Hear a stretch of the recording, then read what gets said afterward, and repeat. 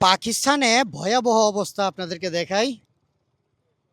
এই দেখেন কি বিশাল বড় নদী শুকায়া একেবারে বালু-টালুতে দিয়ে একেবারে হাহাকার হয়ে গেছে। আসসালামু আলাইকুম। ये दरिया का नाम क्या है? सतलज। इसमें पानी नहीं है। Oh my God! ये तो बहुत मुश्किल हो जाएगा। দেখছেন অবস্থা? বাংলাদেশ। জি, জি, জি। আহ দেখছেন অবস্থা? আমি আফ্রিকায় দেখে আসছিলাম। এখন দেখা যায় পাকিস্তানে আফ্রিকার থেকে ভয়াবহ অবস্থা হয়ে গেছে। পানি শুকায়া নদী একেবারে মরুভূমি হয়ে গেছে নদী। এখন যদি পানি না থাকে তাহলে মানব সভ্যতা বাঁচার জন্য কষ্ট হয়ে যাবে। আপনাদের জুম করে দেখাই।